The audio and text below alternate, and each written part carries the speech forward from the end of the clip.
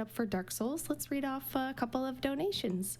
I have $10 from Anonymous232 that says, "So glad to see you all running to help during the crisis. Here's $10 for the Dark Souls file name. Let's go, Lady Jingle." And I think they're almost closed with the file name, but we'll be seeing the results very soon. Thank you for your donation. I have $100 from Zero Kiwi.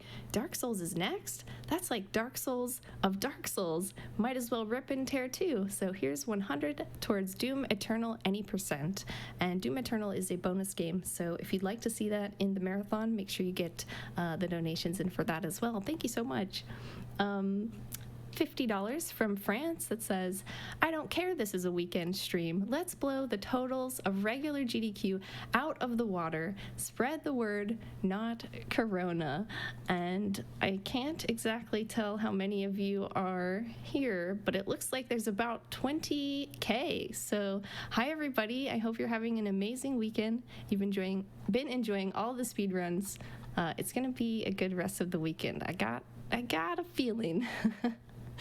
But we have everyone ready for Dark Souls. So here is my good friend Catalystz.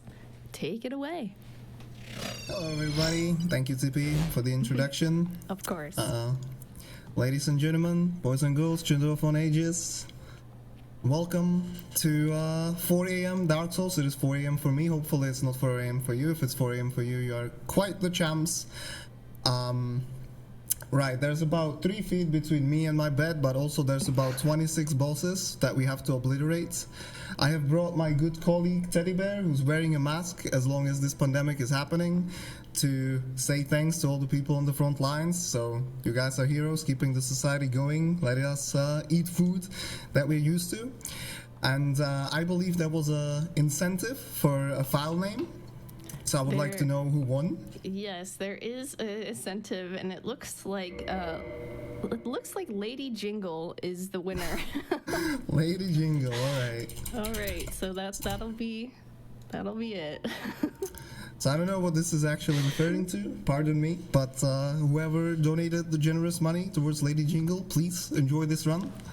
Everyone else, I hope you enjoy the run as well. And I think we're pretty much ready to go. So we'll start on 3, 2, 1, go. Alright everybody, so once again, my name is catalystz. I'm the current world record holder for this category in Dark Souls 1. As a preface, this is the Prepare to Die edition, this is not the remastered edition. There are very big differences between the two games, so much so that they're completely separate leaderboards. So this will be the Prepare to Die edition, the more of an old school run, so to speak. So we start off in the Undead Asylum. You might notice that I'm starting as Pyromancer, which is like an insane throwback to like 2013, but this time it's not actually for the offensive capabilities that the Pyromancer has. Instead, it's gonna be for the Pyro set, which is gonna allow us to exploit some glitchy stuff later on. I know you guys are here for the glitchy stuff. So this is the first boss. I started with Black Firebombs as my gift, so we should get rid of Asylum Demon rather quickly, and as the crowd goes wild, that's 1 out of 26. Only 25 more to go. If only all of them were this easy. As I'm running through Asylum, you're gonna see me toggling all the time. That is because toggling, as you're starting your sprint animation, makes you start sprinting sooner. So I'm gonna be doing that pretty much throughout the entire run. It doesn't save too much time, but if you do it for, over an hour straight, then you're bound to save at least some frames. And it gives you something to do. We pick up the Pyromancer starting item. It's the hand axe, which is not very good, but it is something. And we also get the shield, which is really an excuse for a shield. It's more of a parry stick. You're gonna see later on that my weapon actually blocks better than my shield. We talk to Oscar. Oscar, who's whose words I cannot understand as much as I can understand linear algebra, let's put it that way. He tells us something about burning something down, but that is actually up to you to decide, because there's another bit incentive throughout this run for the ending. Either we got the Link the Fire, or we have the Dark Lord ending, so you can either prove him right, or you can prove him bollocks. It's up to you. So we exit Asylum. The first thing I do with absolutely zero shame is I'm gonna level up 1 point of dexterity. Alright, so we do that. Now, what I have to do is I have to go to the Undead Merchant and I have to purchase some items because I'm not starting as Hunter as we used to anymore. Hunter started with a bow. Bow is an essential item. What did that holo just do? Bow is an essential item to the speedrun. So the plan right now is to go to the merchant, and I immediately will have to actually do some glitching because there's an item that I'm not going to be able to afford to purchase. However, I can use the fact that this is a console port and there's a mouse cursor on the screen. I'm gonna click left mouse button to switch category at the same time as I press purchase on an item that I can afford, and that way I'm gonna be able to afford the residence key, even though I will have only 100 souls and it costs 1,000. Right after that, I'm also gonna attempt a very new skip that's really inconsistent. It's probably not gonna work and we're gonna have to go for a backup, but let's try. So I first purchased 11 arrows, that's very important. Purchase the bow, that's the prom swap glitch. Now I'm gonna get on this box and I'm gonna try to utilize keyboard to get over this 1 pixel wide railing. Oh, that actually might have worked, no way.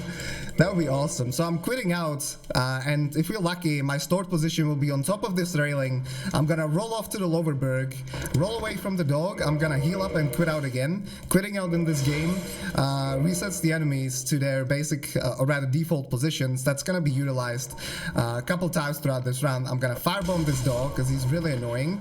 And we're gonna go ahead and acquire the Mailbreaker. Mailbreaker is gonna be also very important for the run. It's not a very strong weapon, but it will allow us to do the Moosop glitch, which I'm gonna delve into a little bit later. Yeah, get this guy out of the way. Another quit out, that's because there's just so many enemies in this area, and really the amount of resets that we would do if we were not quitting out would be absolutely insane. So now the reason I got the residence key, I'm gonna free up Griggs, which is a sorcerer that's trapped in here. I need to buy some stuff from him.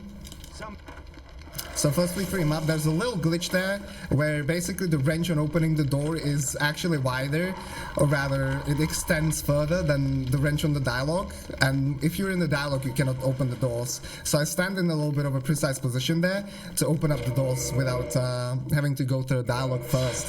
Another quit out on this cage door, this is to get rid of the dogs. The dogs are really annoying in this game. Fortunately we've been able to maintain pretty high health bar. Alright, this guy's getting a little bit closer. In the name of social distancing, we're gonna move him out of the way. There's some more holos here. These doors lead to the gold pine resin. They also get opened by the residence key, which I had bought from the merchants. And gold pine resin is very, very important for the upcoming boss, who's actually he's weak to lightning, right? So this works really well. It's a buff to my weapon based on lightning. We get around the barrel there. This is actually why I pick very slim, so I can slip through there. Nah, I'm just kidding. Very slim is just a visual effect. It doesn't fortunately change your hitbox. You can do that jump no matter what. Okay, so this fight, what I'm gonna do, because the hand axe is not very good, I'm gonna utilize the firebomb strategy, which I figured out. I'm gonna get him to the point where he's gonna stagger in one hit, which is at the moment, and now as I'm recovering stamina, I'm gonna firebomb him, which deals a lot of damage, staggers him, and I can finish him in a combo. That's 2 bosses down, 24 to go if I'm not mistaken. Yeah, the hand axe really doesn't work too well, and Pyromancer doesn't have much stamina. As long as your stamina bar is at least at 1, that's the green bar on top left, you can still attack. But the hand axe drains a lot of stamina for the Pyromancer. So here what I'm gonna do is I'm gonna utilize the bow, and I'm gonna bait the Hellkite Drake. I'm gonna apply the resin, and this is very important now. This must not go wrong, otherwise we would have trouble. And I'm gonna cut his tail. Cutting his tail gives me the Drake Sword, and Drake Sword will be utilized for the next 2 bosses and also for killing the Black Knight here up the tower. I have to do that because he's gonna drop the weapon we're gonna be using for the most of the run, the Black Knight Greatsword. I heal up to full because I'm gonna be jumping off this tower. It's the fastest way to get down. I'm gonna attempt to parry this guy. Well, I just failed. Okay, I'm actually gonna quit out because the holo's gonna be catching up. Well, he was fast. That was unexpected. It's 4 in the morning, man. You cannot test my reflexes like that. All right, nice try. We got him this time though. I'm gonna do some menuing. I'm just ordering some items. We get rid of him. He's gonna drop the Black Knight Greatsword. Fantastic. And then we're gonna jump off the tower. I'm gonna again do some menuing while midair. Ignore that guy, and we're gonna approach the gargoyles, the third boss fight of this run. Now, what I'm actually gonna do now is the move swap glitch, which essentially what it does is it allows me to transfer part of one weapon's moveset to another. So I can use the Mailbreaker's moveset, whose running attack, that was the glitch. Mailbreaker's running attack hits twice, but it's still gonna deal the same damage of the Drake Sword. So I can basically do double damage like that. The way it works is because the only weapon you can two-hand in your left hand, as I activate this shortcut and quit out while healing up, because coming up next is the Hollow Room, which is a kind of scary place with a lot of enemies. The bow is the only weapon that you can two-hand in your left hand. So what I do is I actually queue up two-handing the bow as I'm stuck in an animation, and when that happens, as it is queued up in the memory before the game executes the command, I swap out the bow for the weapon of my choice, and that way I two-hand the weapon in my left hand. Now, because the bow doesn't actually have any information about a plunge attack, a running attack, and a rolling attack, those are taken from my right hand. So now the gargoyles fight, there's gonna be two of them. Hopefully I'm gonna be able to get rid of the first one. We got the best opener in the game. We're gonna cut the tail. One more hit, then the next hit will stagger, and the next hit will kill. Now, depending on what happens on the second gargoyle, it could be easy or not. This is easy. And I'm gonna use a homeward bone, which is gonna teleport me to the last bonfire, which are like our checkpoints in this game. I'm gonna level up some stats. I'm preparing to be able to use the BKGS in Anolondo. And I also will get 15 intelligence to be able to use fall control. So now I'm gonna approach Griggs. I'm gonna do again the prom swap glitch, where I'm affording things that I normally cannot afford. I'm gonna buy a 20,000 ring here, like that. I've pretty much just committed crime in front of thousands of people. Theft, that is, but hey, just don't tell the Anolondo fraud department, as was brought up to me beforehand, and I think we'll be okay, you know. Emergency state at all. So I'm gonna get on this elevator. I'm gonna utilize it to drop some trash that I normally, you know, that would normally clutter my inventory. It is very important to keep your inventory in check here. From Griggs, I bought the catalystz and I bought the fall control spell, which is gonna allow us to abuse it for some glitching. I also bought the Lingering Dragon Crest Ring, which is gonna extend its duration, and it's very important for some key skips. Speaking of key skips, coming up is one of them. Woo! My voice at 4 in the morning is not doing great. I'm gonna bait this hollow to follow me, and then I'm gonna parry him and riposte in a very specific direction. Hopefully I don't mess this up. And then my character's gonna clip through the wall, and I'm gonna hit one of two triggers, and that's this one. That is the death cam trigger. So normally, if basically you fall out of bounds, the game gives you this special camera for that sweet, sweet cinematic feeling, just like the game runs at 30 FPS for that sweet, sweet cinematic feeling. But hey, I guess I'm doing better than OOT with the frames per second. During this state, nothing loads or deloads. That's essential, right? Because the next area, Sense Fortress, is already loaded. However, the gate leading to it, which normally you would have to ring 2 bells to unlock and do like a huge portion of the game in the early game, is not loaded. So I'm just gonna run through it, quit out, everything goes back to normal, and that's the Sense Gate skip. Now, the reason I don't die when I get this camera is because those are actually two distinct triggers, couple of centimeters apart. One of them is the camera trigger, and one of them is the kill box.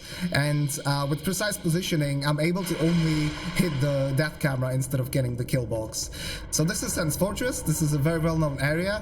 And I think my chair is actually sinking, which is not great. My chair has been causing me some issues. I hope it's kind of gonna stop throughout the run, but yeah, if you look at the webcam closely, I'm just being drawn into the abyss at the moment. This area is on a timer, like as soon as you quit out. So if you quit out in the same position, you're gonna have the same cycles all the time.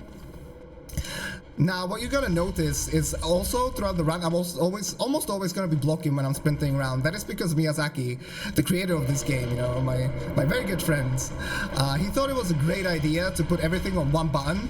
So the sprint, roll, and jump feature are all on the same button. Okay, Chair, let's make a deal, okay? You're not gonna sync for now, for this run, and then you can sync however much you want tomorrow. All right, get some sleep, think about it. Anyway, so because I'm blocking, okay, that was close actually. Because I am blocking, what happens is when I try to roll, I instead of jumping, I get the roll, right? Out of a sprint. Sorry, I got a little bit confused there by the trap. So here's another move swap as I'm waiting for these pendulums. I'm actually gonna wait it out because I was a little bit behind after getting hit by the trap. And what we're gonna do is we're gonna enter the rooftop of Sen's Fortress and we're gonna approach Iron Golem. Now, Iron Golem is a cool lad. He's very tanky. The Drake Sword is not a very good weapon besides early game because it only has raw scaling, or rather, it only has raw damage. So that means it has no scaling for the latter parts of the run. I think I'm actually gonna heal up just to make sure. These guys they're throwing these boulders are not that great on this patch. On the initial release on the console, on old patch, they had like insane ambots and insane tracking with these fire boulders, but not on this version, unfortunately. It's also like the only version that is available on PC. So here's Bob. We're gonna get rid of him. Bye, Bob. And now Iron Golem, basically, because he's so tanky, I'm gonna utilize the fact that he can stagger in 400 damage below his knee level. So I'm gonna do very specific 3 running attacks. And if I do them correctly, I'm gonna stagger him at a perfect angle on this small ledge or small bridge. Okay, I actually got the good pattern, so that's 1 more attack to stagger. There it is. And now 200 more damage to get him to fall off. 1, 2, and bye-bye. Like, I understand that the gyms are closed and stuff, but come on, man, you gotta get your squats in. Skipping leg days, even in the quarantine. Absolutely incredible. So, yeah, I got a good cycle there. It was a pretty quick fight. That's another boss down. We get to Analondo, a lovely area. These sentinels, as long as you don't get too close, you know, they don't attack you. They respect the social distancing rules. I love it. We're gonna approach the Analondo bonfire. At that bonfire, I'm gonna level up my last stats needed to be able to wield the BKGS, which I'm not able to wield just yet, in case you're wondering why I haven't used it. So that is 22 strength, and that's gonna be 18 dexterity. And now I'm gonna abuse the fall control, quit out glitch, right? So fall control is a spell that normally, like, fall damage that wouldn't kill you from full HP, it's gonna neglect it. However, it has like side effects, and that is it delays the game dealing damage to you. I'm gonna activate this elevator, and then instead of taking it, I'm gonna jump down, and I'm gonna quit out just at the right time. And because the fall control delays my the damage that the game deals to me, it delays it enough that the game stores the position on the bottom before I take damage. So I quit out as the position on the bottom is stored, and that way I can essentially survive any fall in this game. Coming up very shortly are the rafters. I'm gonna order I'm gonna order the menu around a little bit again, and hopefully these guys who even wear masks, like, these are, like, you know, top-notch citizens during this pandemic, honestly. Hopefully they don't meme me around. Okay, that guy just went away. Again, the social distancing, I love it. I'm gonna go ahead and equip the pyro set. Now, in this game, there's a glitch called the air roll, which is essentially exactly what it sounds like. I can chain rolls when I roll off of a platform mid-air, as long as I'm at a very specific weight load. That means according to my endurance, as long as I have very specific items equipped, I'm gonna be able to do that. And because the roll gives you iframes, I'm gonna be able to survive fall damage that way. So first, what I'm gonna do is I'm gonna cast fall control, because there is a death cam right here. So I'm gonna be able to survive it because it's a little bit of a different death cam. Then I'm gonna do these air rolls, and I'm gonna get into the death cam state yet again. Now, this death cam state will allow me to pass through the shortcut to the giant blacksmith, which is super important. into the cathedral. Now, you also see this insane sonic blue line. That is because this death cam is a little bit different. The way it's coded is instead of there being a kill box next to it, as soon as you hit the death cam, the game's gonna kill you as soon afterwards as you hit the ground. But if I have fall control, it doesn't actually kill me. The fall control prevents it.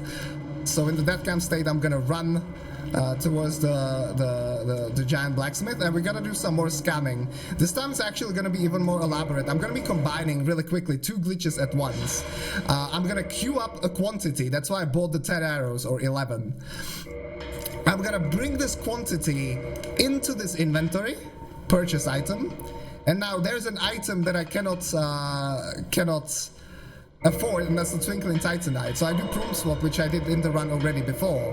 However, at the same time, I brought the 10 quantity into the menu, which means I bought 10 of them, even though I can't afford them. So this is like the hyper omega scam. At the same time, I used queuing up a soul to bring that quantity into the merchant menu, and afterwards I popped the soul because the Prom Swap actually like drains all my souls. But as I pop the soul, I'm able to go ahead and upgrade my BKGS to +5, which is the maximum upgrade. That's why, you know, that giant blacksmith is so important, because it allows me to essentially get my weapon power to the absolute max. Alright, coming up is one of the hardest fights of the run, I guess. We get the good opener, that's the slide on the left. I'm gonna try to roll behind him. Hopefully Onstein doesn't jump around. I can stagger him with my Black Knight Greatsword. Oh, that's good. I thought he was gonna hit me with the shovel there, but we stayed just away. Phase 2 is a little bit easier because I can just stagger lock Smo when he's alone. So as you can see, I'm doing very good damage already. If you also notice the health bar, I'm dealing damage in 2 ticks. That's because of the move swap, and because BKGS +5 is just so strong, I'm able to dispose of these bosses rather quickly. And because in this game, not only do you deal normal damage, but you also deal poise damage, certain bosses can get staggered like this.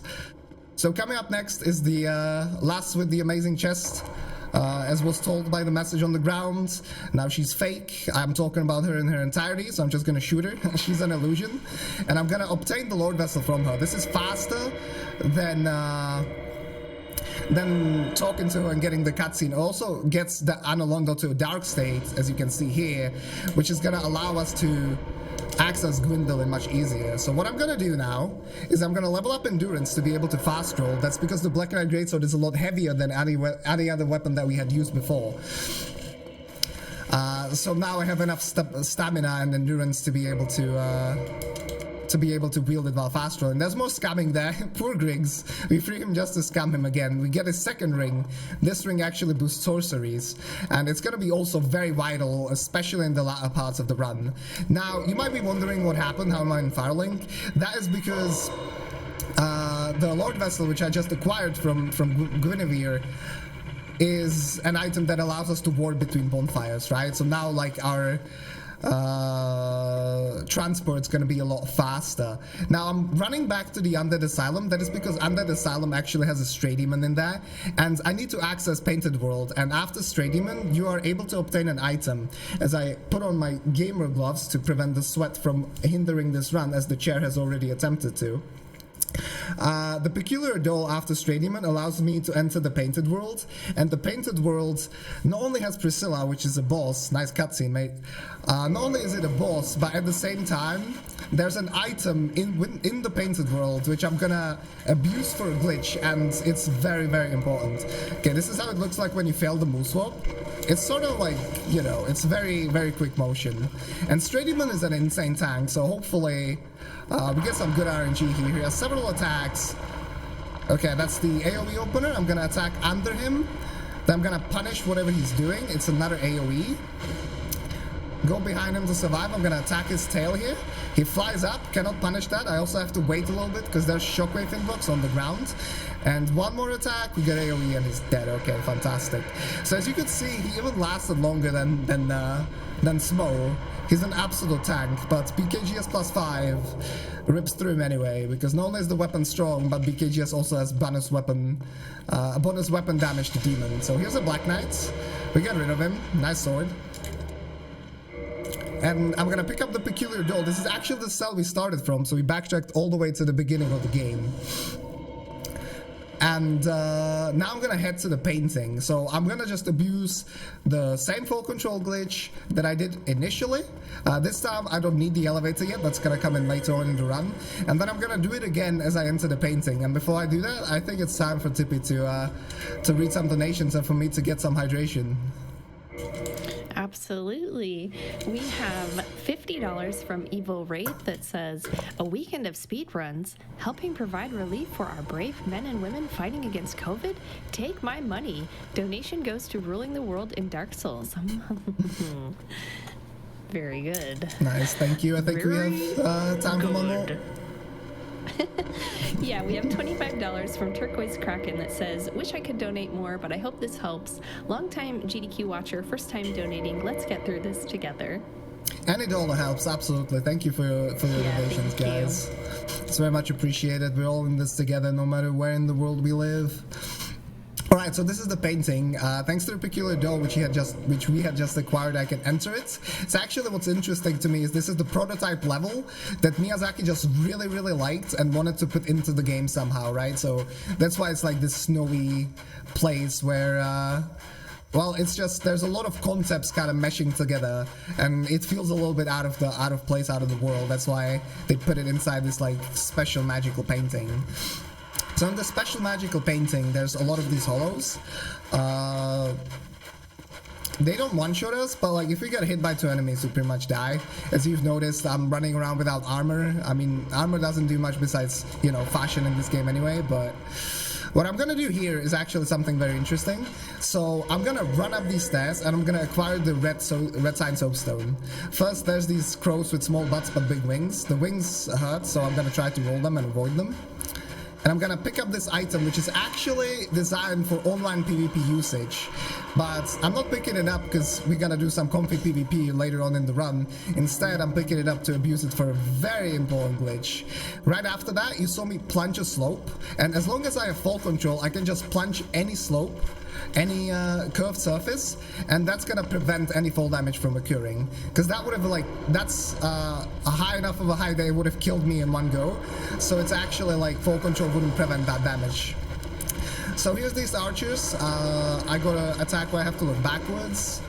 I'm gonna try to avoid their arrows, and we're gonna approach Priscilla, everyone's favorite waifu in this run, also like the only waifu the game has to offer.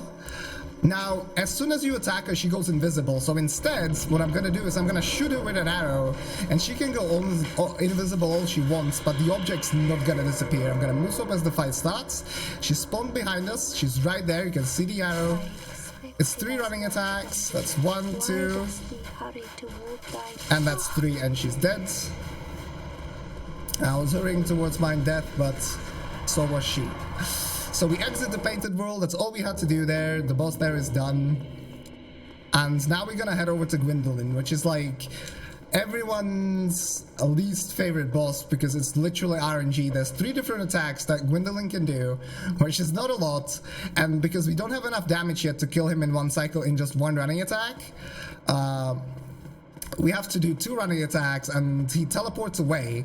So what we need is a specific attack. It's the arrow attack, after which he staggers if I hit him. So I need him to get staggered and then I can get 2 attacks in. I'm gonna pull this lever. I'm gonna unequip some items. Again, for some comfy menuing later on. Now, on this elevator, it is important that I take very specific pathing because of how collision works here. Normally, I can get thrown midair if I don't do it correctly. And if I get thrown midair as I'm next to that painting guardian, he can kill me without my ability to roll. So that would not be very cool. So we're gonna be approaching Gwendolyn here. On the fog gate, I'm gonna equip some fire bombs. That's gonna be for the Hydra fight coming up in just a couple of minutes, and hopefully we get some good RNG. This is like one of the big gatekeepers of the run, so to speak. So he teleports away initially. Let's see what he starts with. Okay, so that's the homing soul mask. We have to hide behind the pillar. Coming up next is the blasts. We can approach as that is happening. Yeah, I probably could have gone there, but let's just play it safe. Yeah, I definitely could have gone there because he actually even did 3. But let's play it safe. I don't want him to like teleport away. And he gave us another arrow attack. That was very good. So I'm gonna dodge these arrows. This hit is gonna stagger him, and right after that, I'm gonna be able to do another running attack and kill him. Great. I'm gonna homeward bone to my last bonfire, level up some stats, and get ready for some more glitching. So first, I'm gonna get 26 strength. That's some, that's like a breaking point for... That's a breaking point for some bosses. Then I level up intelligence. I'm not sure if I dropped the sword. We'll have to find out later on. So what I'm gonna do here is I'm gonna utilize the same glitch that I used on the giant blacksmith, but this time with 999 arrows. So I queue up the bone, get 999 arrows into this inventory, and then I purchase the pike while I have the 999 quantity stored. So now you might be asking, Kara, why the flip do you need 999 pikes? Well, lads, let me tell you this. The reason I need 999 pikes is because there's a mechanic that was in Demon Souls, and it's left over in Dark Souls as well, and that is the inventory weight load limit, right? And in Demon Souls that was a normal part of the game. However, here, I don't know why they kept it, but essentially they raised it to they raised it to 10,000 weight units, which you casually normally not gonna get to. However, because this pike weighs 10 units, but I bought 999 of them, the game actually buys one pike, which weighs 999 pikes. So now I'm basically crammed, which means I'm overweight, which means that as soon as I try to pick up any item that weighs anything, it's just gonna instantly drop it on the ground. Now, the reason this is important is because, let me see if I have the sword. I have it. Let's just get rid of it. Did it drop it? I'm so confused. Drop the sword. Thank you. He didn't want to leave me. Because in Demon Souls, there's a ring called Ring of Herculean Strength, which increases this limit, and if you try to unequip it, it gives you a dialogue that, hey, you're gonna be overweight if you do it. However, this dialogue is in this game as well. So what I'm gonna do is I'm gonna do this. That's the broken dialogue, and all of a sudden I have RTSR. So what the hell happens? Well, I'm able to equip, thanks to this glitch, items of one kind, that is a consumable in this case, into a different slot. So I equip the red sign soapstone into my ring slot, and because the red sign soapstone shares the same ID number with the red tearstone ring, the game just checks the ID number and it's like, oh hey, he just equipped the red tearstone ring. So now I have this ring, this insanely overpowered ring, which, as long as I'm under 20% HP, which I clearly am now, it doubles all the way, sometimes even triples my damage. Drop this thing, mate.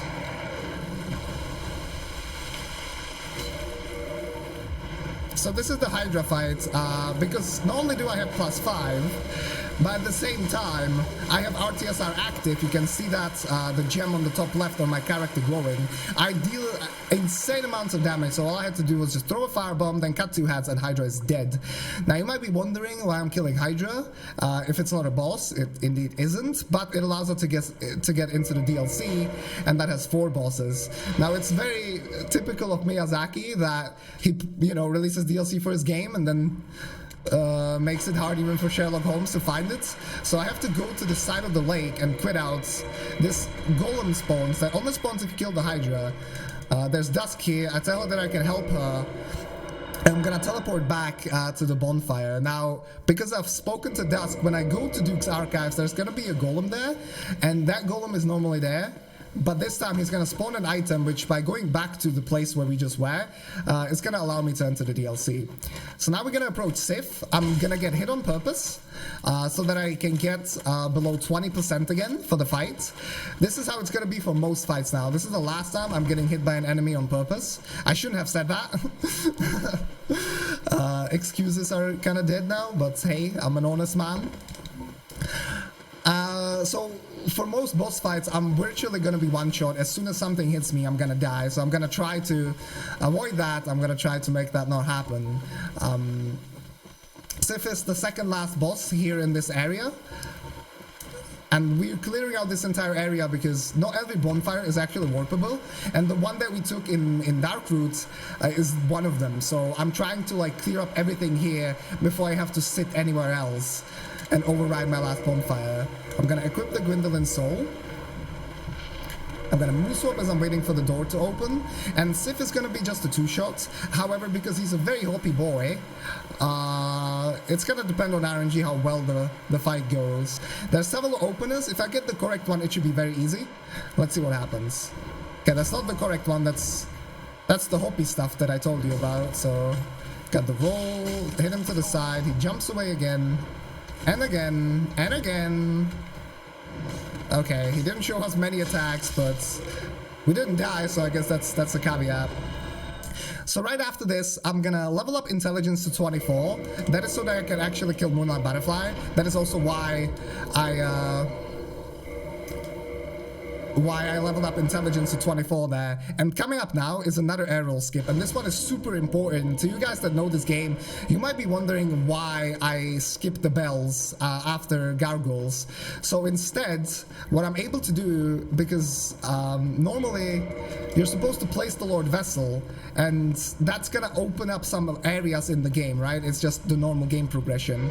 However, I can do the skip to skip past one of these golden fog gates that is supposed to prevent you from entering Dukes until you place the Lord Vessel. You place the Lord Vessel at the gates to the last area of the game, the Phallic Altar, but instead I can abuse the death cam mechanics once again. To get on this elevator, I'm also gonna dupe a soul twice, so this is something I haven't talked about. I'll mention it briefly soon. And the start of the Duke's Archives area is loaded just enough so that I can run there and quit out while I pass the Golden Fog Gate. It works out perfectly. I also need the Lingering Dragon Crest Ring for this. Otherwise, fall control would not last long enough, and I would just die. So that is absolutely essential. So now the dupe that I mentioned, you can see I popped the Soul of Gwendolyn, which is, you know, an item I got from the boss Gwendolyn, which upon usage gives us the souls in the bottom right corner, which is the currency that I use to level up my character. The way I do it is actually very simple. Hold on, I'm gonna get to the edge here. I'm gonna walk so the game stores my position. I'm gonna quit out. And just as we load in, you're gonna see the Golden Fog Gate pop out. But we're just past it and we can progress into the Duke's Archives. So the dupe works very similarly to Moose Swap. I'm just queuing up using a soul, but then instead of, before the game uses the soul, I drink from an Estus. It still pops the soul, however, instead of using the charge of the soul, what it does is it uses the charge of the Estus Flask, which is the healing item. I'm gonna pull this lever, I'm gonna equip the shield, equip the arrows again. I do the dupe again. This is to be able to get to enough high intelligence for the latter part of the run, for the late game, really. So here, I'm gonna go ahead and kill the blue golem. That's the guy who's gonna drop the broken pendant, which is the item that allows us to get into the DLC. Now, these enemies can be a little bit annoying. There's plenty of them. But it seems like we're good. These archers have NA aim, so it's all good. And we're gonna get to the Duke Skip. So Duke Skip is basically some parkour in abusing the design of this elevator. And it looks very simple. Hopefully I get it first try. If not, that's fine. I can just quit out. But it saves about 5 minutes of gameplay because it skips completely the prison section and the first encounter of Seath, which is the boss for this area.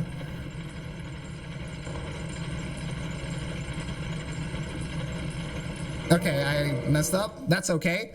Like I said, I can just quit out, spawn back on top, and we can try again. I haven't messed this up in a while, but unfortunately I kind of screwed up the lineup there. Not a big deal. One thing you will also see is that I did something with my rings. That is because from Hydra, we got the Dusk Crown Ring. Now, the Dusk Crown Ring, as soon as I equip it, it increases our amount of cast, but it halves my HP. Now, because the fall damage in this game is consistent, it's based upon your max HP, I'm able to abuse this mechanic to get more convenient RTSR setups from fall damage. Alright, second try, you know, that's okay. I'll take it. I'll take it. I'm gonna get him out of the way because, again, social distancing error. Hopefully this guy doesn't snipe me. I mean, it's happened to me once and I've been through it thousands of times, but GDQ luck, you never know. So there's a ladder here. It's too slow to actually take it, so instead I'm just gonna jump off and perform the full control quit out. Now what I'm gonna do is I'm gonna pull this lever. This is the hardest lever to pull in this game. Okay, we got it first try, guys. I'm gonna cast full control now because I'm pretty low on HP. There's a lot behind me. I'm gonna pay attention to him, but he seems to be chilling, so that's good. Jump off. And now I'm gonna approach the skip that I failed at SGDQ last year. So instead of failing it again, I mean, I can fail it still, but instead I brought out the big guns and I brought full control with me. So this time I don't have to, this jump is not going to be as precise, and I just need to perform a normal full control quit out instead of the slope quit out, the so-called slope quit out. All right, that should be calm. That should be calm. Okay, Skip, I see you. We got you this time. So, yeah, normally what I did here at GDQ last time is I didn't have full control, and there's a little slope there on the crystal, and in this game if you hit a slope upon landing, the game's #1 priority is to get you to the bottom of the slope, and that goes even above damage being dealt to you, so you can basically perform a full control quit out glitch without full control that way. You keep that in mind because it's actually going to be very important for a skip later on in the game. So now we're approaching Seath. I'm going to do some very specific pathing here to not get any clamps in the fight because the full gate spawns really far away. And now imagine this giant ass dragon, and he devotes his entire life's worth to creating this crystal, and oh, there's the crystal and it's dead. So this crystal gives him immortality, and he spent his entire life researching it, and then here comes this beef jerky looking hollow with a bow that cost about, you know, $10 and an arrow that costs 3 souls, and just destroys it in one shot. And then destroys Seath because, yeah, he's just really big and deals a lot of damage, but you don't take any damage if you kill him first. So there's that. Okay, so now we're gonna approach Moonlight Butterfly because right after this I want to go to the DLC. Now Butterfly is a ranged boss. It takes for him a while to get closer so that we can actually kill him. So this is the only reason I have bought the Great Heavy Soul Arrow from Griggs. It is for this moment, so it's your time to shine. I've also equipped the Bellowing Dragon Crest Ring to get 20% damage boost to my sorcery. It should be a 5-shot. It's a very random boss. And as I enter the fight, I'm gonna do some menuing. And then I'm gonna dupe the soul once and then pop it. And I think during this fight it's okay if Tippy reads out some of your donations. Yeah, absolutely, I can do that. We have $10 from Ty that says, good luck on the run, Kata, Franker Z. And we have $25 from DJ212 that says, I hope this donation helps. Had to donate during the Dark Souls run. Praise the sun. Praise the sun, brothers. Thank you for your donations. We have $50 from Anonymous that says, I'm glad to have my first donation be during my favorite speedrun, Dark Souls. Thank you to all the runners playing for a worthy cause. No, thank you for watching and donating, of course. You guys are the reason that these events are possible. You've made them happen, really, so Absolutely. Thank you. Thank you. So that was the Butterfly. Like I said, it was a 5-shot. It was a slower fight because he decided to just do attacks all the time. Sometimes his AI will just bork and not attack, or give me an attack that I can sort of strafe. Now again, you will notice that my health bar is halved. It's because of the Dusk Crowning, and that is to take enough damage from this jump so that I'm within RTSR range for the next boss. We're gonna be approaching the DLC. First I'm gonna do another plunge here. It's more important to actually get this plunge for Hydra because it makes Hydra consistent. If this plunge fails, I can back it up with a full control quit out. But for Hydra, you don't really want to do that.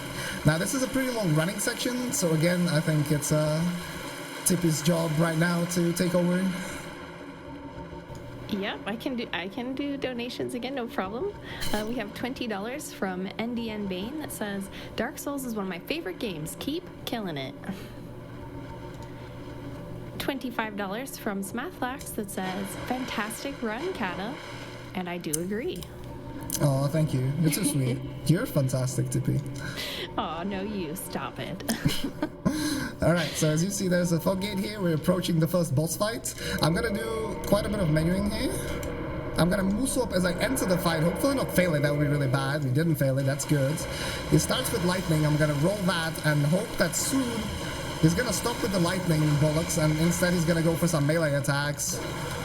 Okay, mate, you got Pikachu, we can tell, but... Okay, it's 1, 2, I'm gonna stagger him and hopefully force out a wombo combo again. Good, we kill him. As you can see, there's a lot of damage. To the casual eye, you might think that these fights are like really easy because I'm dealing so much damage.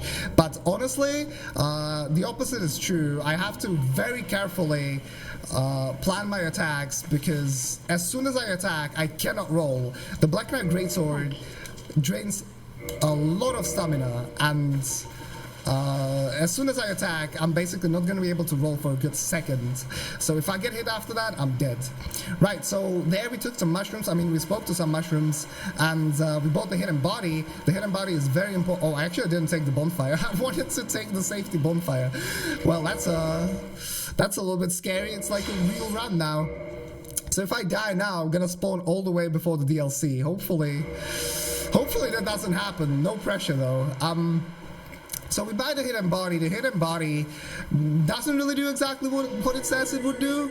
Instead, it's gonna allow me to pass by enemies just a little bit better. Basically, the range that they're gonna see me from is gonna be shorter.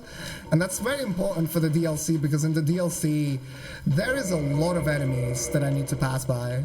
So we first do some air rolls here. The deal is the same. You might notice that the setup is a little bit different. That's because I level up my endurance to 18, so I have to do a little bit of a different setup. I'm gonna buy some fire bombs just to be safe. But I also bought the green blossom there from Chester. That is an item that actually increases the regeneration of my stamina. Very important for the DLC bosses. And I bought the Lloyd's Talisman. The Lloyd's Talisman, what it does is, in this game there are mimic chests that will kill you if you open them, but you can either kill the mimic or you can put it to sleep, so that's what we're gonna do with that item. Killing these dogs is actually really precise, so fortunately that went well. That's 1 out of 2 scary things out of the way.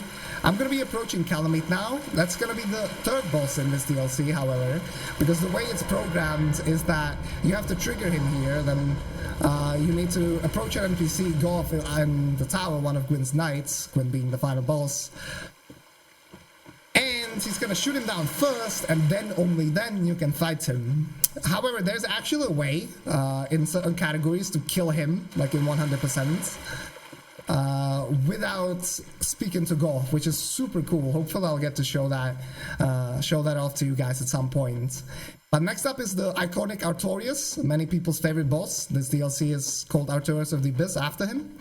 It's another boss where we get to abuse the stagger mechanic, but if I miss anything, we're pretty much dead, so hopefully we get some good RNG.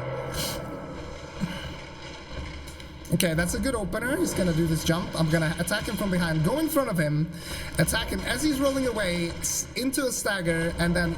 Oh, okay. That whiffed, but fortunately he's going to his buff phase, so that could have been very scary, but he decided to go through with the buff phase. And he's dead. But yeah, that was close, I'll tell you. That was actually close.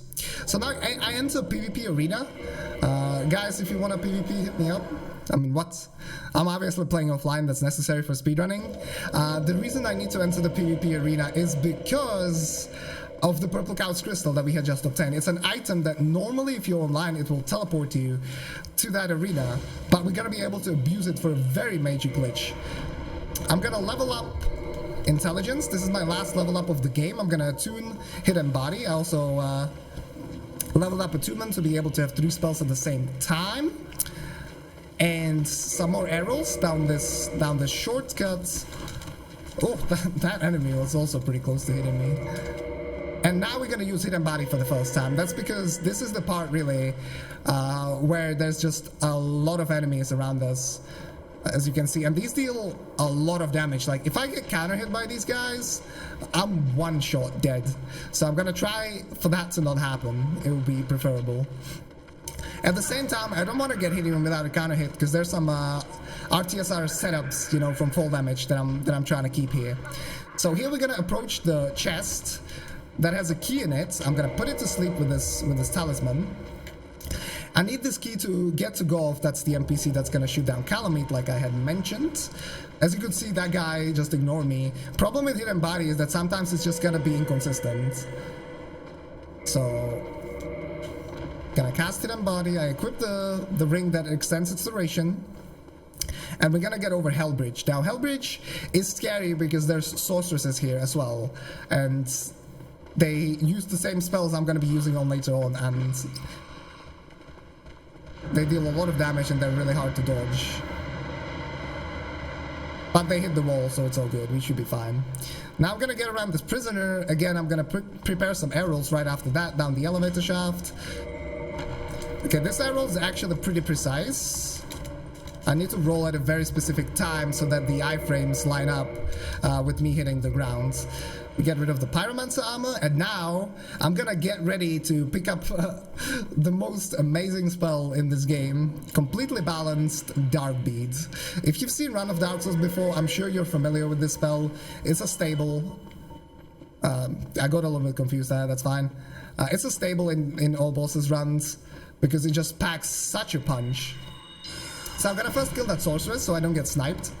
Then I'm gonna get this spell, and hopefully these enemies are gonna be complacent with my presence, which they are. Fantastic. We're gonna be approaching Manus, but we're not gonna approach him the normal way. We're gonna do a 4-gate skip. Okay, store roll, interesting. We're gonna do a 4-gate skip, which is gonna allow us to enter that fight from out of bounds. It's a little bit faster than entering it normally. I'm gonna moose up here. Hopefully successfully. Alright, let's just take my time here. There we go. Okay, here's the 4-gate skip. Gets me into RTSR range perfectly, and I'm gonna apply the Green Blossom again. And Manus is my favorite fight. He has a lot of attacks. Let's see what he does. So he opens up well. I'm gonna punish this jump. After another running attack, he's gonna be in spell range, aka he's gonna start casting spells, which is the random part of the fight. So I attack him there before he casts the rain. Oh no, I was too close. Okay, that's unfortunate. We're gonna have to run back. Manus. My favorite boss, and he does me like this. Come on, that's not cool. I should have gone for the third running attack. It was unnecessarily risky. So we're gonna have to run back now. I'm gonna first have to set up arrows again correctly, like this. And now we have a long run back, unfortunately. But that's okay, because I'm sure you guys are posting some donations, so we can get these read out now. Yeah, we can read some donations. We have $25 from Kaisa100. Thank you for playing this for a good cause and providing us some much-needed entertainment and laughs during this quarantine. We have $100 from Dwin Ray, longtime viewer, first time donating. Love the Dark Souls run, and I need to know where you got those gamer gloves. Keep up the amazing work. So, Kata, what's the secret? Where did you get the gamer gloves? Well, the secret is that they're just regular gym gloves, but because we're in a quarantine, instead of going to the gym with them, I just use them to play in. Gym gloves equal speedrunning gloves. Okay, noted, yes. Everybody. We have $15 from Bulldozer Composer that says, my kids and I have been watching CRGDQ all day. They're not old enough to watch Dark Souls, but I'm glad I get to. Thanks for the awesome event. Don't link that buyer. And I'd like to remind everybody that we still have the bid war going on for the ending of Dark Souls. So I think we're going to be taking bids up until Nido. So get those donations in. That is indeed correct. So now we're gonna approach Manus again. I haven't mentioned this, you guys haven't seen this boss before. It's my favorite boss, and he has a lot of different attacks and different patterns. Yeah, I hope that in the VOD they just like cut up the run. I'm gonna have to switch to rings here. So again, I get into RTSR range. And let's try this for the first time. Absolutely for the first time. I'm gonna talk a little bit less during this fight.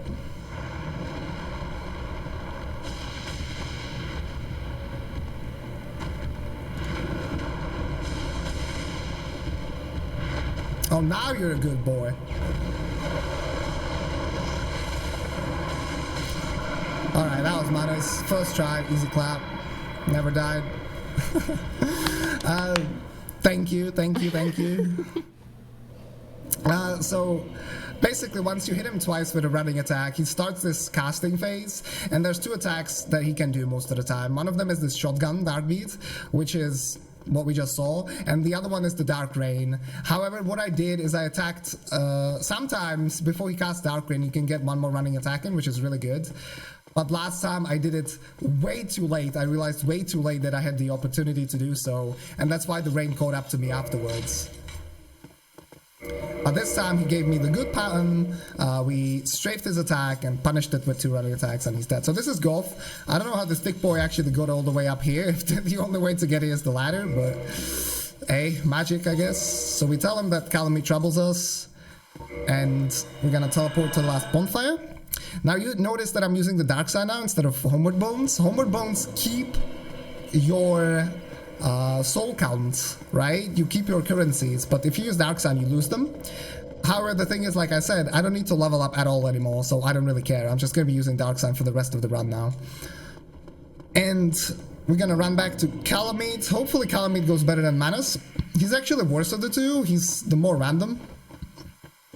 So I'm gonna try to not go for any YOLOs. And we also have to deal with the dogs first. But fortunately, we're not in RTSR range just yet. We're gonna utilize the level design to get within the RTSR range that is under 20% health. And Calamite is a little bit less tanky than Manus, but it's 3.5 running attacks, which is still like really tanky considering how much damage I actually have. I'm gonna apply the Green Blossom once again to be able to navigate the fight better, attack more frequently, roll more frequently if needed, and I'm gonna try to do very specific pathing to force out one of two openers. Okay, that's not the good one. Of course it isn't.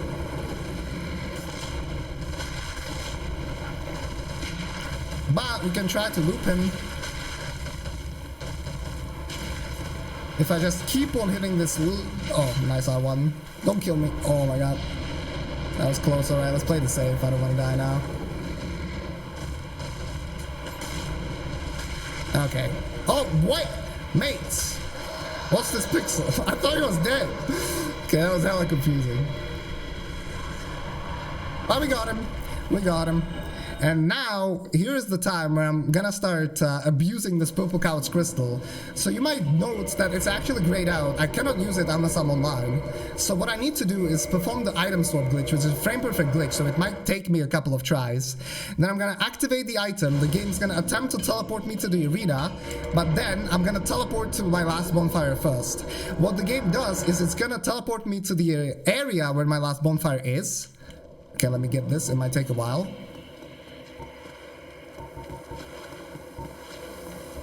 Or it's gonna be second try, no problem. Frame perfect glitches are easy. And it teleports me to the area where my last bonfire is. However, it teleports me to the default position within that area, which allows me to wrong warp like this.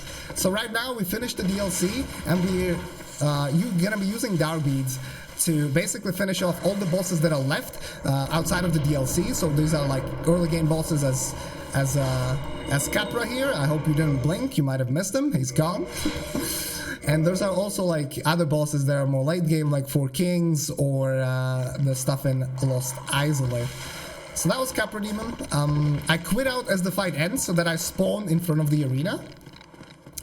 And now we're gonna approach Gaping Dragon, but before that, I'm gonna do the most convoluted, dogs, could you chill?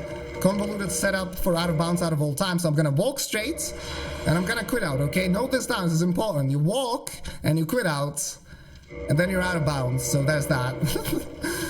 The reason this works is because I quit out in a very specific place where there's an area transition, and because of the game, the way the game loads, one of the areas loads later than the other, and I can just clip out of bounds and approach gaping like this. Okay, so this is also very important. I need to jump on this railing, which is very precise actually, and then quit out. Again, it's gonna store my position, and then I'm gonna do another pretty precise jump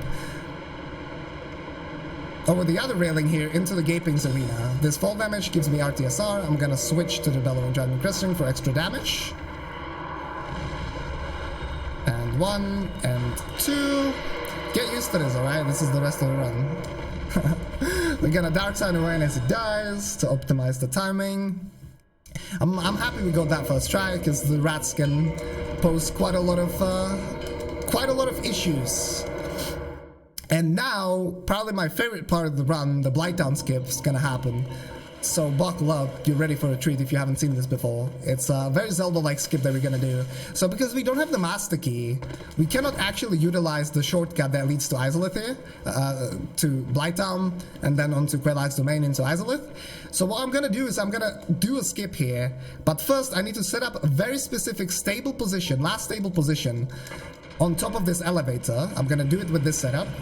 Afterwards, I need to get stuck into a very precise corner here, walk in it for a specific amount of time, and then again, I'm gonna set up my position by 3 dagger parries and toggling, and I'm gonna get the same transitional clip as I just did in the depths. Because I'm in a transition between 2 areas, I'm gonna clip out of bounds. However, because my last stable position is on top, I'm gonna clip on top. And because there's a slope there, remember the slope damage mechanic that I mentioned in Duke's Archives or Crystal Caves, I'm able to survive this fall on this 1 pixel wide platform, cast fall control, roll off onto the platform beneath me, and now walk onto a 1 pixel wide wall to get to a place from which I can... Okay, that wasn't supposed to happen, but it's okay, we quit out in time. So I'm walking on a 1 pixel wide wall right now. It's a little bit, it's pretty difficult now to get a grip after you've fallen, so it might take me a little bit of quitting out to do.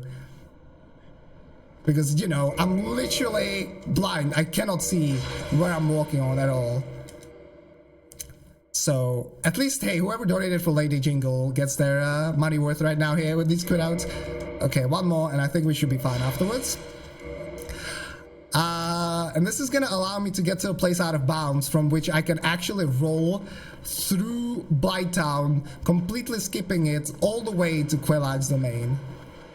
So first, I'm gonna have to equip the catalyst. I'm gonna cast the fall control for this. Equip the bow. Not that bow. I mean that bow, but not in that slot.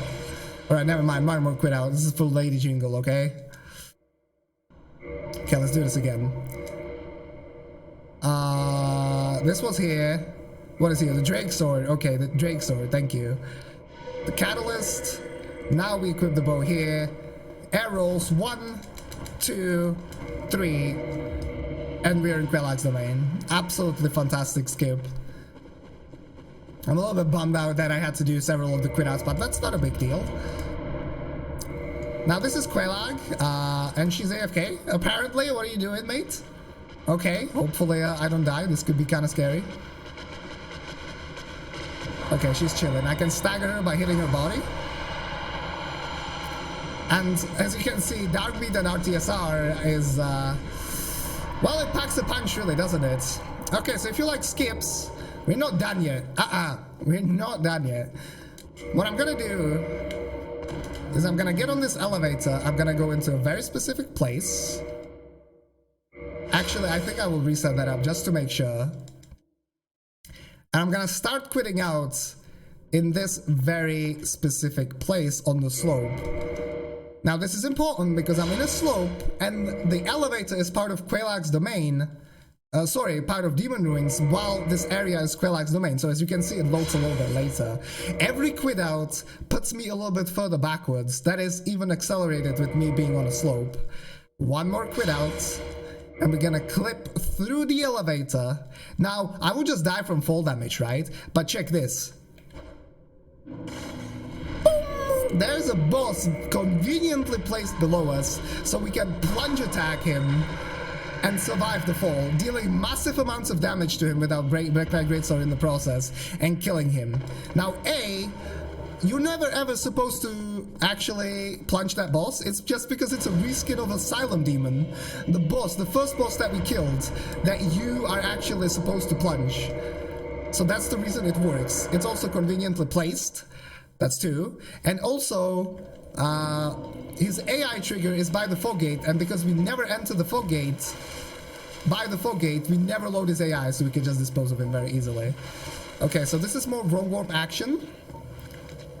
Okay, third try, I'll take it, hey. This is what I would take even in a run, you know? Third try is okay.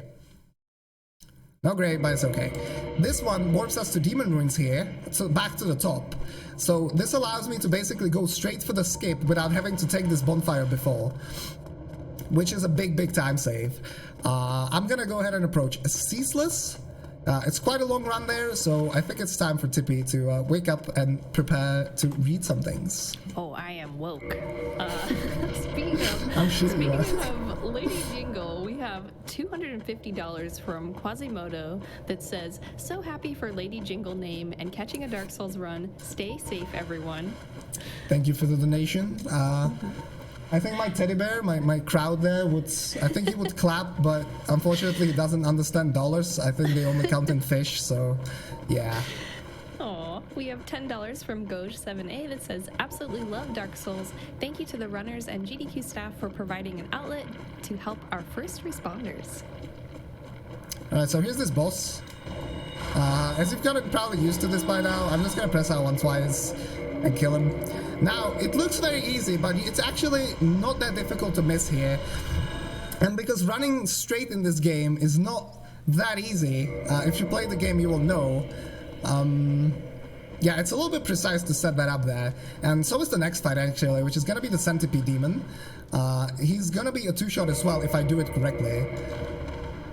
But again, I need to like aim to very specific places to hit parts of my dark beat, because if you noticed, it splits into different parts of the spell, and then yeah, I need to hit as many of those as possible.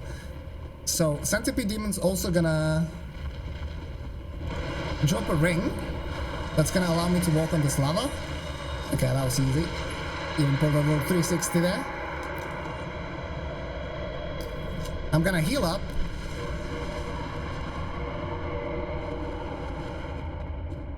And I guess actually, I've always been told that protection's like important, and that goes double in these dire times. So because of these insane lava textures, I have yet again prepared my sunglasses, you know, wear your face mask, wear your glasses, and if you don't want to lose eyesight from these amazing textures, please join me and wear some sunglasses indoors. Okay, I'm putting mine on too, actually. Amazing. So I'm gonna run through here in a very specific pathing manner. That is because if I don't do it correctly, I'm just gonna die from the lava. And the plan is to like not have to heal at all until I get to Bed of Chaos.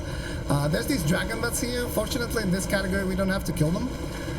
But they don't respawn, so within 100% we would have to kill them. There's a lot of them here, and as you can imagine, spending any extra time in this area is not very healthy for your minds and senses, especially with obviously the way the texture looks, but also the way it sounds. Like, oh, what a soothing sound this is. So I'm gonna get on this branch hopefully on time without burning to my death. Good. Now there's like some 1% memes that Dragon Bot can do, but we should be fine. And there's gonna be a pretty long stretch again running to the worst boss of the game, Bed of Chaos. So, Tippy, take it away. Okay, I can definitely do that. We have $50 from Shorty that says, I just beat Dark Souls for the first time this week. It's awesome to watch catalystz crush this awesome game. To all the runners, organizers, donors, and workers on the front line, Hawkeye says, thank you. Thank you as well. Hope you enjoyed the game. Hope you're enjoying the run. So here's this big lad. There's like a 1% meme again where he can hit me, but it's happened to me only once. There's also a Daughter of Chaos here protecting the boss, so we're gonna try to regen some stamina to be able to dodge her correctly. Okay, she did a good attack, so we can get around her. Now on this fog gate, I'm gonna equip the bow. And this fight, I'm also gonna unequip the glasses shortly, but... Oh, I don't actually have a blossom, my bad, I forgot that. We died. I mean, we didn't die, I just bought one blossom less or something. This fight is very gimmicky, and what you have to do is destroy the two orbs on the sides. But there's a strat called Talkie Bombs, which for some reason I'm very famous for missing them. So what I'm gonna do is stand in the middle of the boss fight, and I'm gonna throw two precisely placed fire bombs into these places, hopefully destroying each of the orb, allowing me to get into the middle of the boss fight here and approach the actual boss that is Bed of Chaos. Okay, I'm not getting wrecked by a Firestorm without a Blossom, that's good. Because there's still an attack that can kill you here. And because I had no Blossom, I couldn't roll as much as I normally would have wanted to, but we hit those, you know, we hit those. I mean, never missed them. Totally not on world record pace runs, this never happens. Okay, so there's not that many bosses left anymore. Now we're gonna go ahead and approach 4 kings. That is because after this is Pinwheel and Nito, and we can only get to Nito if we place the Lord Vessel, because he's also behind the Golden Fog Gate, much like Seath was, much like Duke's Archives was.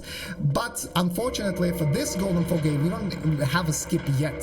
So what I'm gonna do is I'm gonna head over to New London Ruins, and I'm gonna kill 4 kings, get to the Firelink altar with Kath, place the Lord Vessel, and that way be able to get to Nito. Now, the Bonfire and Firelink altar is not warpable, however, because I don't need to really sit anywhere else, I can just go ahead and boom back after that, after Nito. So here's gonna be a cool skip. I'm gonna go ahead and cast Fall Control for it again. It's a normal Fall Control quit out, but it's gonna look very special. I also like how Chosen Undead is chosen to do many things, but like climbing over objects or something like that is not one of them. Or running in like a 10 centimeter tall water in the lake slows him down completely. But here he basically becomes an absolute Aquaman. And he has water high above his shoulders, and he's just chilling. So, because you can access this boss, from out of bounds, because the way that you enter this boss fight is by falling. There's no fall damage as long as you fall within the arena. So that's what I'm gonna do. Now, 4 kings, as the name suggests, are 4 different bosses in one boss fight. I fell Musop. Let's correct that really quickly. However, what I can do, because they have both their own health bars, each king, but they also have a cumulative health bar. And when the king dies, as you can see, I can still attack him and deal damage to the cumulative health bar. So what happens this way, I'm able to actually kill 4 kings in just 2 kings. So you would think that I'm scamming you off of 2 bosses, but it's 26 bosses, not 28, okay? So actually, if you want to count the 2 kings as 2 bosses, I'm killing 27, so you have a boss extra. So there's no reason to complain, is what I'm saying. Okay, this guy I'm just gonna kill with Dark Beads. He spawns at a set period of time, so it doesn't matter how I really kill the first king, as long as I don't take too long. Alright, here's the serpent. When I started playing this game, they were kind of scary, but I've kind of just like grown dull to everything this game has to offer after 2.5 years of running it. So he takes us to Firelink Altar. We're gonna place the Lord Vessel here. And now we're gonna go to Firelink on our last road, on our last adventure. This time into Tomb of the Giants and the Catacombs beforehand. So yeah, there's 3 bosses left. Don't forget, you can still donate towards the ending. The incentive is gonna close right about the time when I kill Nito, so it's in about maybe 3-4 minutes. And yeah, first I'm gonna get around these skeletons. And then there's gonna be a lever. I'm gonna pull the lever next to the Necromancer to open up the next area. I'm also gonna quit out, not to just skip the lever pulling animation, but to reset the enemies. And then I'm gonna do a full control quit out. But until that happens, I think we can hear a donation or two. Sure thing. We have $10 from the Satirical Troll. Always have to donate during the Dark Souls runs. Thanks for everything you guys do. Shoutouts to Apple for inspiring me to donate. Well, thank you, Apple, for inspiring. And thank you for your donation. All yes, right, much like Isaac Newton got inspired by Apple. I see great future in you. We have $100 from Jobby, loving this Dark Souls run. Thanks, Kata, for the run, and everyone donating time and money to this good cause. Alright, so now I'm gonna cast Full Control, and this time it's a little bit trickier because right after that there's Bone Wheels, and Bone Wheels, they're not my friends. Even though Manus was my friend and didn't act like it, these guys are not my friends, so you can expect them to do some total bullets. If they get stuck on my back as they're rolling, they're just gonna one-shot me, and there's nothing I can do about it except smile and enjoy it. And okay, that was actually, yes, that's exactly that. So we got very unlucky. We got the instant attack, which I didn't roll in time. So yeah, I guess I'm never ever gonna call anyone a friend again, because the enemies that I've called anything friends or not friends, they've always murdered me this run. So I think I'll take note for some of the next attempts and maybe my own personal PB attempts. Right, I'm just stalling, honestly, because this run, besides Manus and this death, has been going really well, and my estimate's really lenient. I did this run last week on a marathon, and I went 20 minutes under estimate with 2 deaths as well. So yeah, I think a couple of deaths and you guys maybe, you know, getting some more donations in will not hurt anybody. No, not at all. We have $25 from Comrade Nix that says, let's hope the world beats the virus as quick as catalystz beats those bosses. $15 from Schwarby. I didn't even know GDQ was on right now. I'm so excited, planning on watching and donating all weekend. Good luck to all the runners, stay safe everyone, and let's beat this.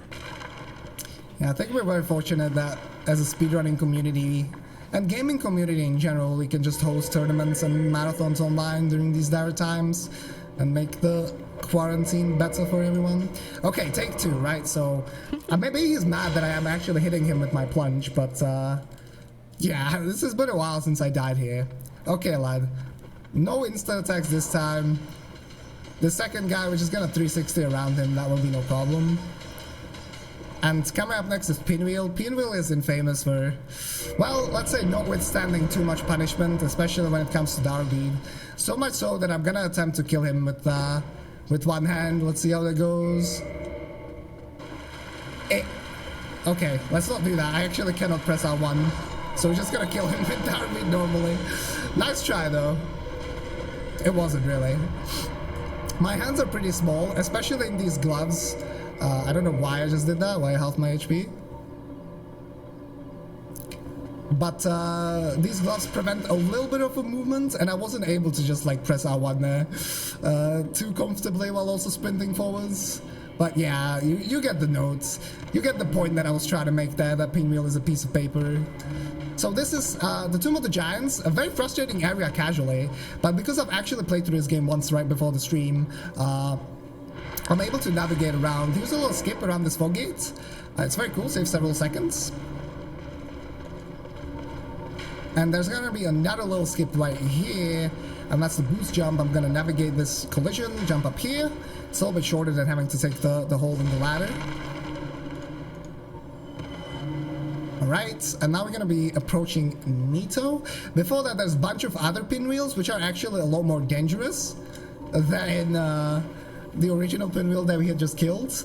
That is because, well, I'm full HP, so even if I get counter hits, I'll be able to survive. But normally, let's say getting hit twice there will just kill me, so let's not do that. So here's the skeleton. I'm just gonna strafe his arrow. No big deal. He's gonna shoot me in the back, but I'm too fast, so I'm gonna strafe it. Gonna regenerate some stamina. Wait for pinwheels to shoot once. Get around the first punch. Now here's this guy. I'm gonna have to roll his attack like that, Upon entering the fog gates, I'm gonna rig swap to get into good range where this fall will get me into RTSR. I'm gonna cast Hidden Body. Hidden Body doesn't work on bosses, but it works on Nito's minions. I got a stalled roll, but fortunately no scream attack, so that's good. I'm gonna cast Starbead in a specific place to kill these 3 minions and hit Nito at the same time. Then approach him, and if I stay close, I'm gonna be able to kill him, like this. Alright, I do some menuing here. I'm gonna warp away. And now, all of the bosses are dead besides the last one. So you would think I'm gonna offer the Lord Souls to the Lord Vessel. But joke's on you, mates, because it's actually faster to do one more wrong warp into the final area of the game, which is actually the premise of the 80% speedrun. Obviously here we have to kill all the other bosses. We got the first try, let's go. So we got first, second, third try. Amazing poker game that we're playing. And we're gonna be approaching the last boss. I'm gonna set up RTSR from a running attack on this Black Knight. That's why I equipped armor, otherwise he would have one-shot me. So this is a little bit faster than offering the Lord Souls and running down the stairs. By a little bit, I mean about 5 seconds. And as I'm trying to navigate through these Black Knights, let's wait a second before we read out some donations. Once I get past this guy, okay. I think we can read a donation now. Okay, sure. We have $50 from Brendan52 that says, "Bring more souls, and thank you for playing." Brendan52, it's not even $52. That's a waste right there. Alright, so there's one more Black Knight that can kill me. But he didn't, which is nice.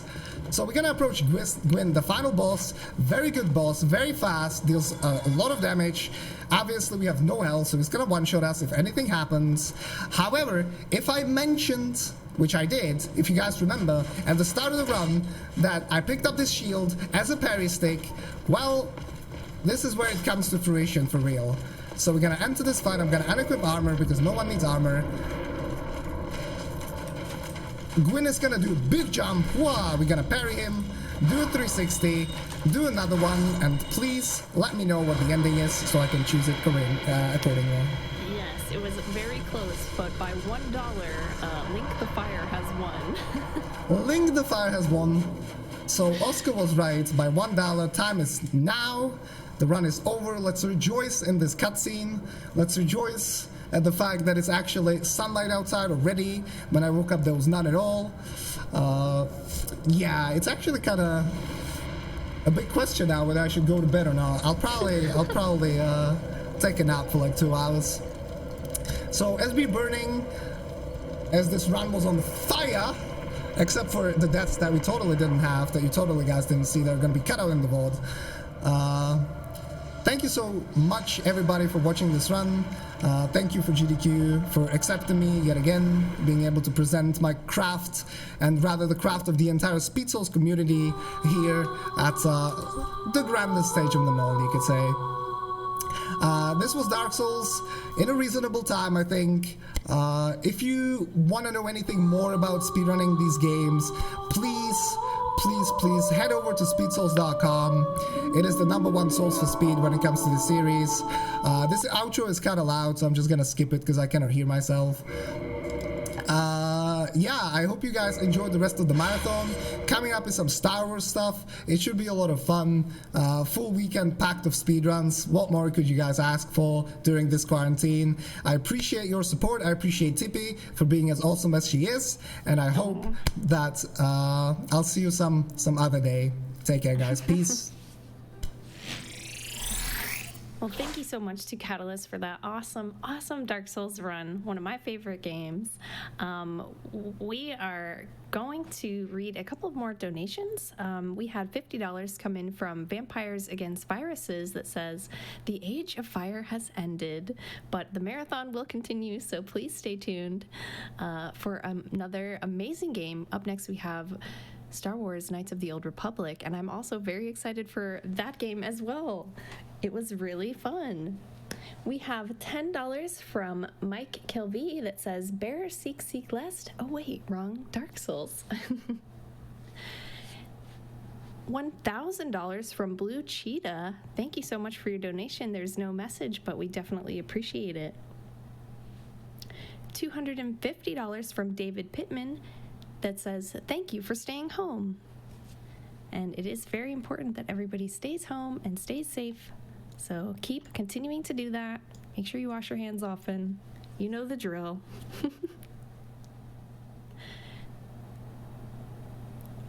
And now we're going to have a quick word from our sponsors.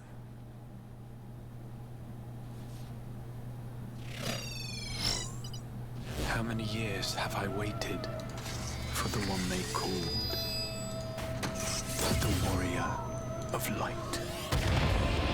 If history must be unwritten, let it be unwritten. Become what you must. Become the Warrior of Darkness.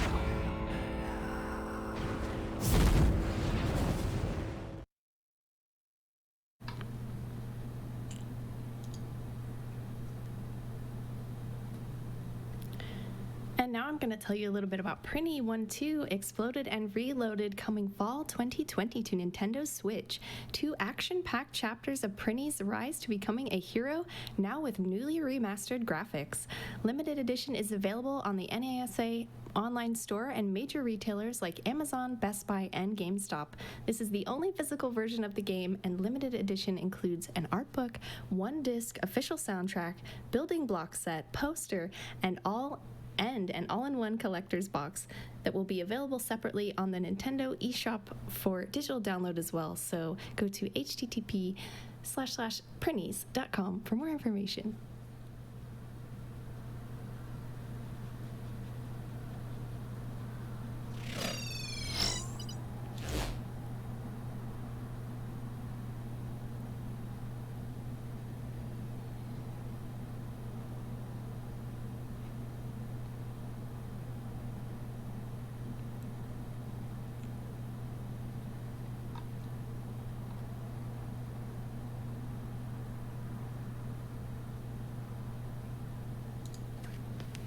Okay, well, while we are still getting ready for the Star Wars Knights of the Old Republic speedrun, we have some more donations. We have $250 from Anonymous. This donation is in memory of Thomas, who passed away from COVID-19 2 weeks ago. We in Seattle miss him dearly and wish his family well. Aww. $25 from MDiv. A special weekend-long GDQ event is much-needed distraction, and seeing those donations pile up has been a much-needed source of hope. $25 from Erie. Always love to see GDQ in action. Hope this helps. Honestly, every donation helps, so thank you so much to everyone who has donated to Direct Relief so far. The marathon will be going on all weekend long, so there's still plenty of time to donate and to help. But thank you again, everyone, for watching the stream and just being here. $50 from Anonymous. Much love to everyone. We will get through this. Smiley face. I think so too. $50 from Tiger Hobbs that just says, "Woo!" I like the enthusiasm. Thank you. $100 from Jimmy102. Been waiting for these runs all day. Shout out to my dad and all the healthcare workers putting others before them. Let's do our part, keep everyone safe, and crush COVID-19. $50 from Nick110. Frame the saves.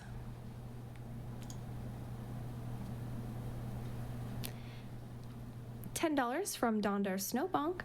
Looking forward to KOTOR. This one goes towards German as the language of choice. Let's see if Karth still sounds like a surfer in Dutch.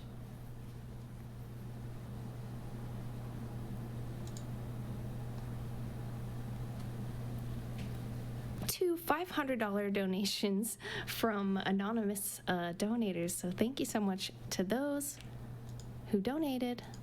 Much, much appreciated. We are going to take a moment for a quick Twitch ad, and then we will be right back.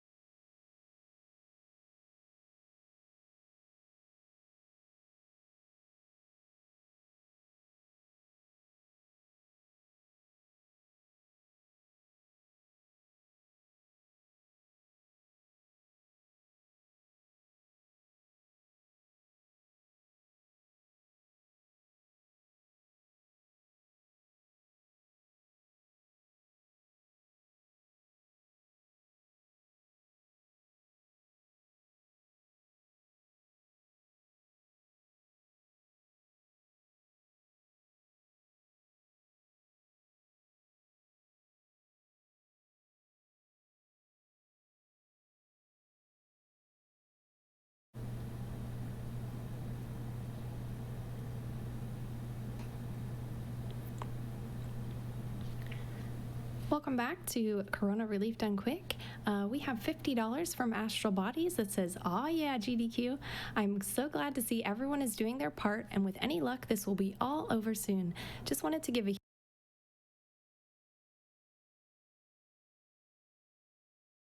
huge shout out to all those volunteering, and especially the people who are still serving and delivering food to keep us all fed and happy. Gotta see that Doom Eternal run rip and tear until Corona is gone." Thank you so much for your donation. And with that, we are going to rerun a little Twitch ad, just some technical stuff, so sit tight. Just kidding. We're actually going to read some more donations. So we have $20 from the Potate that says, "Hats off to GDQ and all these amazing runners for bringing us a spark of hope and joy in these tough times. Keep up the great work." Oh, we had a $100 donation from Squantoon that slipped in during Catalyst's Dark Souls run that says, "My chair sinks as well. Feels bad, man." And actually, my chair is non-existent right now. I don't even know how I'm sitting here. Thank you for your donation.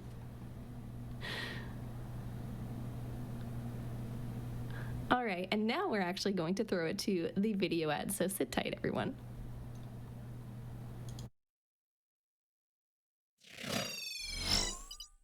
How many years have I waited for the one they called the Warrior of Light? If history must be unwritten, let it be unwritten. Become what you must. Become the Warrior of Darkness.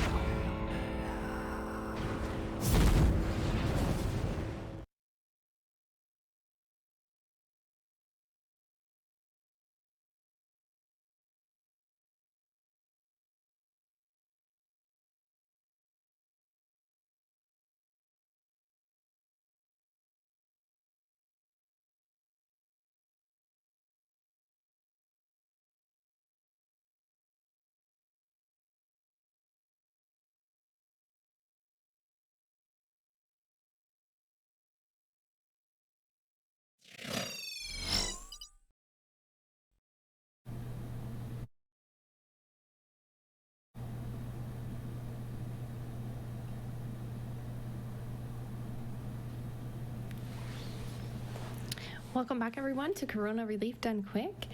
We are still setting up for the Star Wars Knights of the Old Republic run, so I'm going to read a few more donations for you. We have $25 from Rummy71. "Thank you to all the GDQ staff for putting on such an amazing event for such a great cause. I was so excited to find out that there would be a GDQ event this weekend. That Dark Souls run was fantastic, and I'm looking forward to seeing the other runs that CRDQ has to offer." $50 from Dr. Forgone. "First time watching GDQ live despite watching so many epic runs after the fact. KOTOR and Max Payne are childhood favorites. Thank you for finding a safe way to let speedrunning go on." $25 from Jedi Bob 5. "Really excited to see the KOTOR run and really excited to see everyone coming together and donating to a good cause."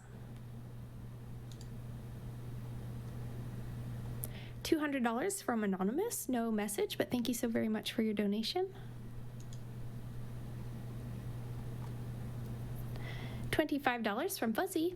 "Friends, this donation goes towards that fantastic name. Also, stay the heck inside. We'll see you all at the Doubletree in the fall." I certainly hope so.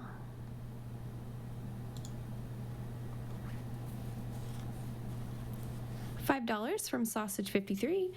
"Greetings from Russia with love."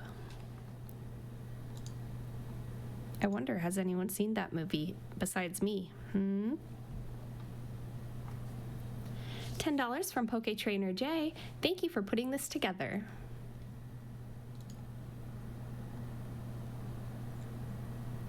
Goodness, we have $1,200 from Gadget Girl that says, "I'm lucky enough to still have my job at this time, so here's my check from the government. Let's protect those who are working to protect all of us." So kind. Thank you very much.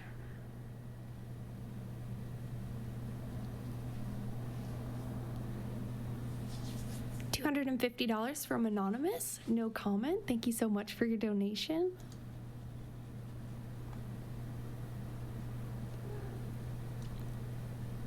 And another $1,000 from Anonymous with no comment, but thank you very much for your donation.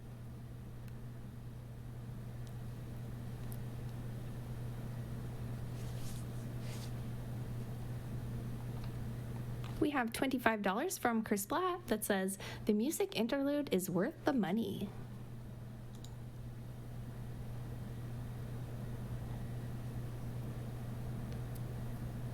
$30 from Jaro228. Let's get that Deutsch run. And I think what they are referring to is in the bid war for Star Wars Knights of the Old Republic, where we can choose the language used for the speed run. So right now it looks like English is winning. I'm not entirely sure when they're going to close the bid war, but I imagine it's pretty soon because we are about to start the run shortly. But you might still have some time.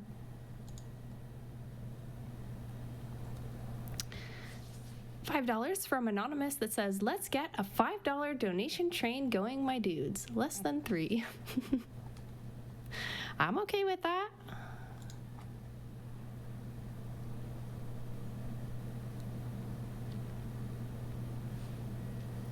$10 from Zelky and Snow in honor of our first responder